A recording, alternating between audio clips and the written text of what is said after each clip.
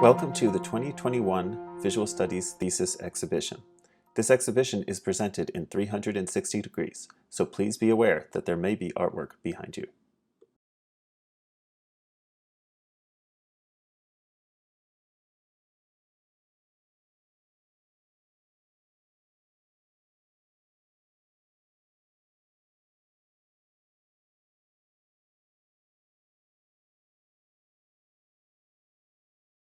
This series of photographs was created to explore the relationship between masculinity and fashion in the post-AIDS generation.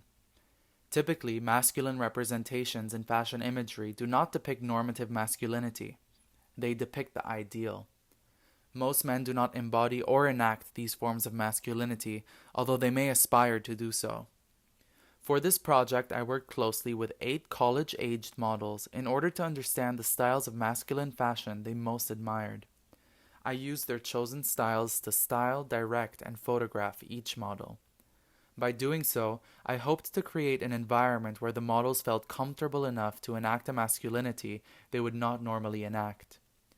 In some instances, the models revealed their alter egos, whereas some models were less keen on challenging and exploring their masculinity in front of the camera.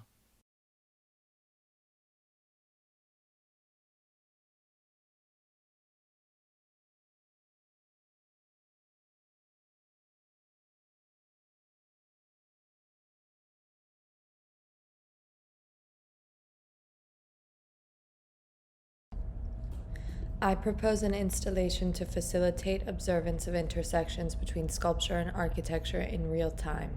The proposal is outlined digitally, shown interactively in virtual reality, as well as angular views of the 3D rendered model in plan, elevation, and axonometric views. The exhibition is set in the desert for its symbolic nature and muted canvas for observance. The Pinnacles Desert of Australia, where the installation particularly takes place, is constituted of sand plains broken up by natural rock formations from the ground.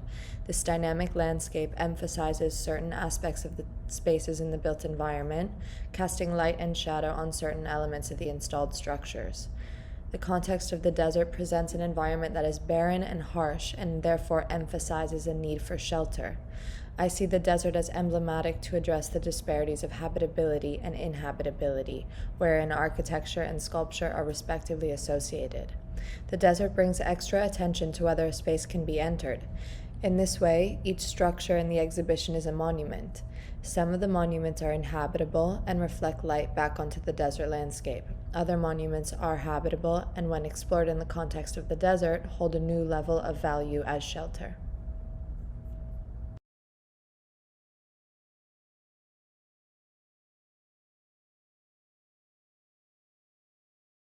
Erasure of Asian bodies in Western media is a common occurrence, even as our clothing, cultures, and aesthetics are used to entertain these audiences. Erasure of Asians in the West is a learned and reinforced idea. Erasure of Asians in the West stems from anti-Asian racism. Erasure of Asians in the West is a continuation of perpetual foreigner rhetoric. Erasure of Asian in Western media is deliberate. We see ourselves in your butchered pronunciations, that semi-hidden sign in the background, the robe you dare call a kimono, the fun fact you use to prove that you are cultured. We see ourselves in the media you imported from our ancestral countries, like the exotic goods your ancestors probably displayed for clout. We see how you put your white faces all over our ideas, our stolen ideas. We see ourselves. We see you. Do you see yourself?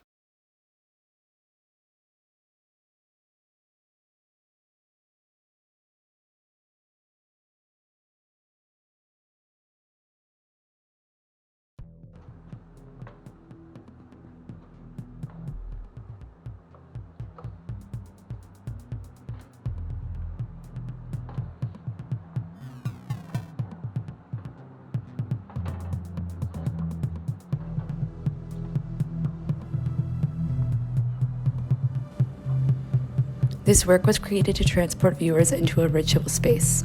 Rhythmic drum beats, glowing light fixtures, and ghostly participants fill the environment. peering in, you may feel as though you are observing something you weren't meant to see, but the space is nevertheless enticing. Inspired by the separation from one another we have experienced as a result of the COVID-19 crisis, this work is designed to simulate the feelings that emerge in the collective setting of the rave in a space emptied of other bodies. Before lockdowns and social distancing guidelines reshaped our social world, spaces of collective ritual offered us time apart from the mundane, a temporary zone of sacred togetherness that gave us distance from our ordinary selves. Here you are welcome to experience this alternative realm on your own. The cloak of darkness will conceal your identity. It has no use for you here. Be mindful of your step.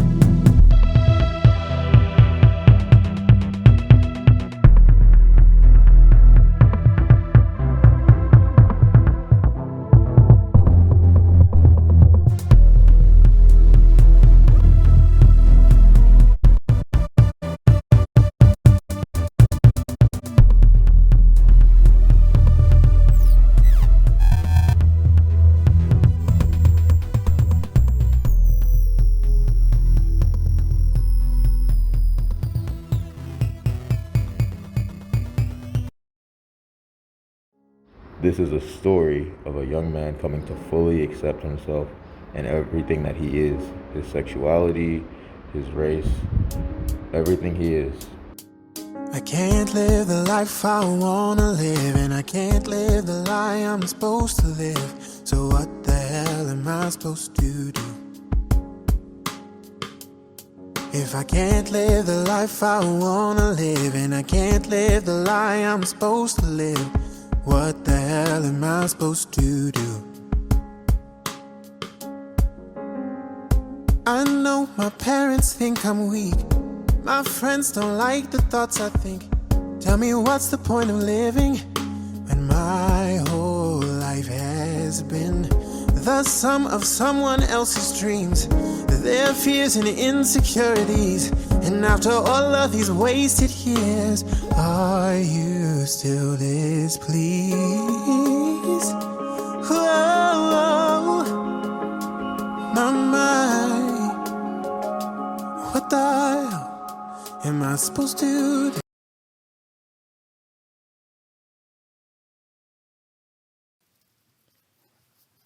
This multi-channel video installation features videos of moving points projected onto iron fences.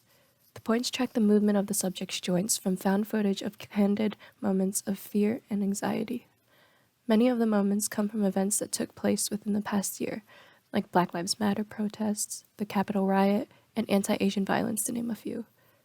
These events sparked fear in not just me, they affected the whole nation. By collecting this array of clips and presenting them in the form of simple points of light, I want to highlight the anxiety conveyed through only the body expression.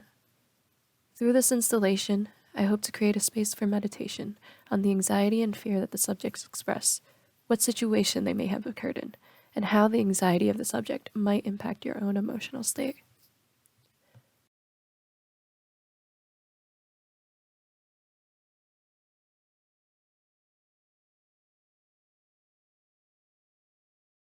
My name is Maya Johnston, and this is my doorway to Colombia. It was created as one of 4 visual components, one in photography, videography, augmented reality, and virtual reality. It's an augmented reality, typically styled Colombian doorway leading into Colombia that can be placed using a phone anywhere in the world.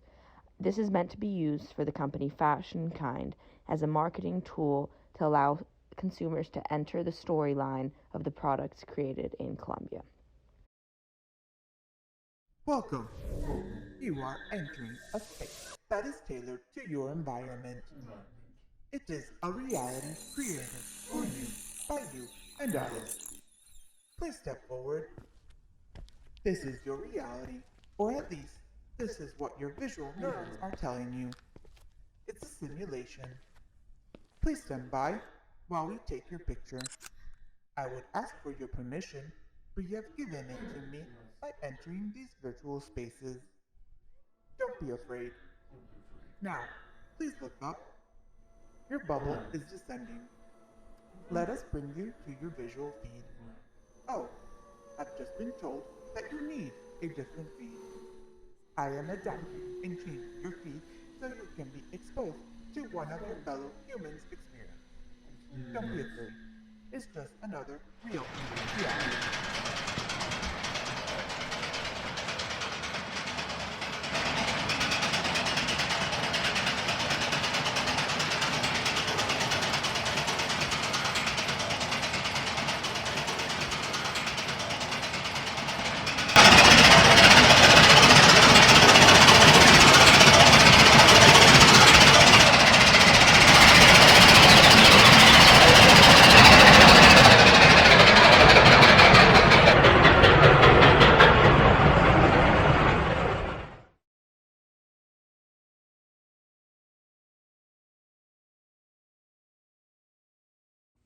When you join a video conference from the only clean part of your home, do you consider that pristine appearing background to be real or a deliberate cover-up of your life's inherent complexities? This tension that exists between what we, modern-day humans, present to the world as our background versus what our backgrounds actually are is what my visual component aims to address. Thus, my piece consists of two 4-foot-wide folding fans posed as personal backdrops capable of literally covering up any activity that might be happening behind them. One fan was covered in white ostrich plumes, while the other was covered in multicolored strands of embroidery thread. I decorated them with textural and unlikely appearing materials in order to give them an air of unrealness. Thus, my goal for this piece is to make the viewer look at the backdrops and confront the immediate question: are they, the backdrops, physically and or conceptually real or unreal? I hope that my viewers will use this experience of deliberately confronting the realness of a background as a reminder to always be aware of the subconscious meanings that they might be attributing to backgrounds and, more importantly, to the humans seated in front of them.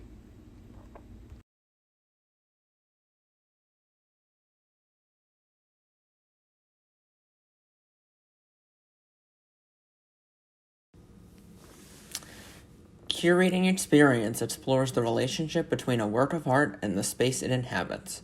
I examine how modifying the surrounding environment can alter the impact and effect a piece has on its audience. I focus on 3 works of art which are at the moment all displayed in traditional gallery spaces: the Herringbird altarpiece by Gerd Rotjeb, a theatrical mask from the 2nd century AD, and Untitled in honor of Harold Joachim III by Dan Flavin. I pose the question of how spaces for the display of art can be more immersive by adjusting variables such as lighting, surface reflectivity, scale, and interactivity. The results of my trials and analyses can be seen in the image sequences for each of the 3 pieces.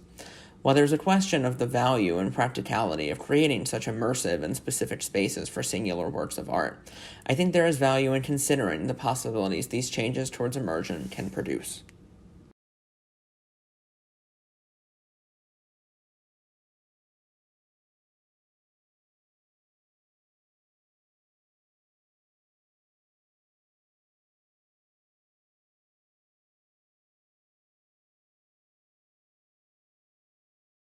This project takes a critical view of valuation, appropriation, and the way in which individuals interact with art online, specifically and currently through non-fungible tokens, or NFTs. This conceptual piece utilizes the blockchain network in order to buy, sell, trade, or simply view the work. The NFTs created within this project are taken from and inspired by artists who work in appropriation, and are then placed on OpenSea and sold as NFTs. By taking works that specifically deal with appropriation, this project assigns new meaning to familiar art historical images. The practice of appropriation can be traced back to Cubist collages from the early 20th century, which utilized real objects like newspapers or instruments and represented themselves within the collage. Appropriation was then furthered by artist Marcel Duchamp in 1915 when he created Fountain, a ready-made in which he simply turned a urinal on its side, signed it, and displayed it on a pedestal. The term has been more recently associated with American artists of the late 1980s, like Sherry Levine, Barbara Kruger, Louise Lawler, and more. Their art reworks pre-existing images and artwork in order to question originality, authorship, voice, and the very definition of art itself. Many of these artists were influenced by Walter Benjamin's writing, Art in the Age of Mechanical Reproduction, which addresses and questions the value of copies. In my project, inspired by Marcel Duchamp's fountain, the images I appropriate are placed on a pedestal, elevating them and assigning them their own unique aura different from the original. The NFTs in this series will feature works by Marcel Duchamp, Deborah Cass, Sister Mary Corita Cant, Barbara Kruger, Louise Lawler, Sherry Levine, Richard Pettibone, and Richard Prince. All artists whose work stems from pre-existing pieces and critiques authenticity. By utilizing iconic moments in art history that engage with appropriation, this project aims to urge the viewer to consider ownership and the ways in which we assign value to art. The NFTs will serve as an homage to artists who push the boundaries of authorship, commoditization, and equitability while simultaneously engaging with dematerialization in an effort to relate this practice to the precipice of the fundamental shift we are experiencing in the art world today.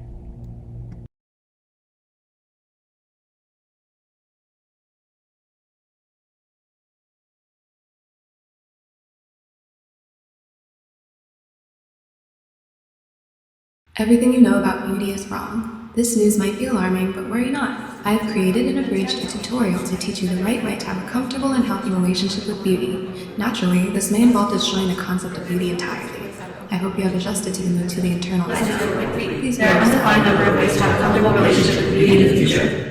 How to have a comfortable relationship with beauty. The tutorial limited. Lesson 1. There are 3 ways to have a comfortable relationship with beauty. 1. To be always beautiful according to the dominant standard. 2. To be not always beautiful, but to not care about being not always beautiful. 3. To not care about beauty. Now, avoid being beautiful and realize that constant and eternal. Because you must have valuable time and energy, money, and resources to attain your beauty. Just kidding. We should believe that statement. Please read the lesson 1.2. Beauty that needs maintenance is not constant. Beauty that is not constant can cause insecurity and discomfort. Lesson 1.2. There are 2 ways to be not always beautiful, but to not care about being not always beautiful. 1. To never come into contact with ideas of beauty in the world around you, that can harm you, whether on a personal level or sentimental. Which means not thinking about but this method feel free to be real according to your own self-time standard of beauty. 2. To have any athlete of you in any consequences you make out. Do not aspire to beauty. Do not derive pleasure or manufacture confidence or construct empowerment from momentary living and aesthetics. Wake up the same care and respect for your mentally acts. Engaging in carrying out your own lives. Lesson 1.3. There are 8 ways to not think about beauty. 1. To never open your mind. 2. To not have a face. 3. To have a face that is full abstraction. 4. To return to the moment of your birth and then not your label back. 5. To have no memory system, so you forget everything explicitly or explicitly thought about you. 7. To be perfectly unable to make valid judgments, so that you genuinely believe everyone is capable of it. 8. To make health irrelevant to reproduction. By making medical and reproductive technologies highly advanced, separate from you, universally accessible, and extremely affordable. After many generations of information this division, high quality survival, see the ideals of age, reproduction, and reproduction are likely to render evolutionarily inconsequential. Lesson 0. There are 2 ways to have comfortable relationships with yourself. 1. To be uncontrolled and at peace with such instances. It may be necessary to take steps to resolve this if the thing has to use systemic source and discomfort. 2. To destroy self-hate. Strategies to build around it. Empty out your weakness so that it is rendered irrelevant and there is nothing result to have a comfortable or uncomfortable relationship. Lesson 0.2. There are 0 realistic ways to have a comfortable relationship with beauty in the present. Lesson 0.3. There are undefined number of ways to have a comfortable relationship with beauty in the future.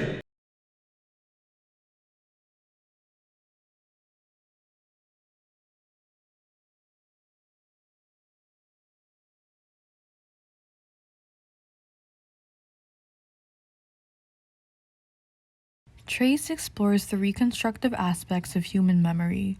Inspired by new research in the field of computational neuroscience, I focus on capturing the breaking points of our memory systems, our tendencies to warp, blend, or entirely forget fragments of the past. Memory, no longer portrayed as static truths, but as a process of telling and retelling, constantly in flux. In highlighting the fallibility of memory, Traces also points to what makes our understanding of the past human, rather than discounting the effects of memory errors, from the way emotions like nostalgia or trauma tint the act of reconstruction. This series of photographs retains these imperfections.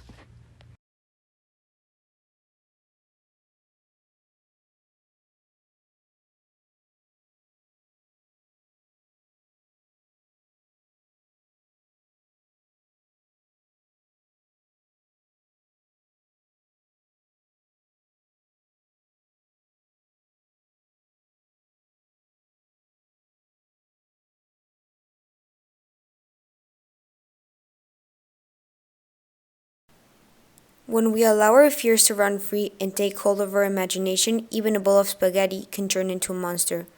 Repudium is a short film that combines live action and animation and invites viewers to confront their own fears, even if they're as simple as a bowl of spaghetti.